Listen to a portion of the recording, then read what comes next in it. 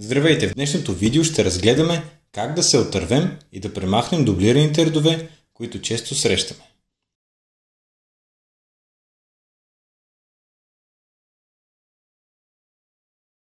Досега най-често, за да се изтрият дублажите, маркирахме ред по ред и започвахме да ги местим нагоре-надолу, изрязване, поставяне. Дори след като махнем дублажите, остават празните редове и се чудим как да ги подредим.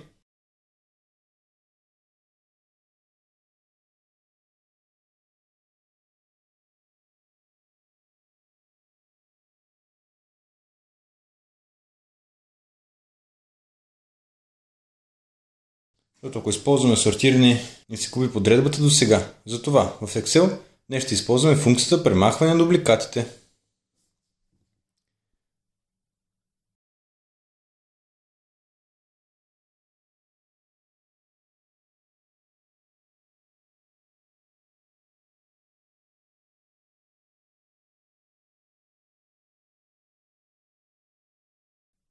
След като маркираме нашите данни от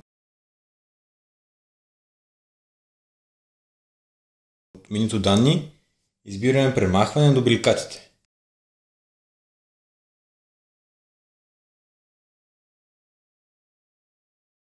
И тук имаме следните опции. За изтрите дублиращи се стойности изберете една или повече колони, които съдържат повторения, и бутоните избери всички и отмени всички. Както и отметката моите данни имат заглавки. В моя случай имат заглавки.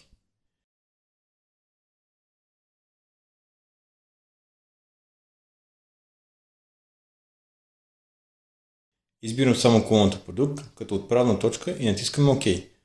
Веднага магията е станала и ни излиза съобщение: намерени са и са премахнати 6 дублиращи се стойности. Остава 6 уникални стойности. И натискаме ОК. И забелязваме вече, че в нашите данни и подредбата се е запазила и вече няма дубликати. Благодаря ви и бъдете здрави!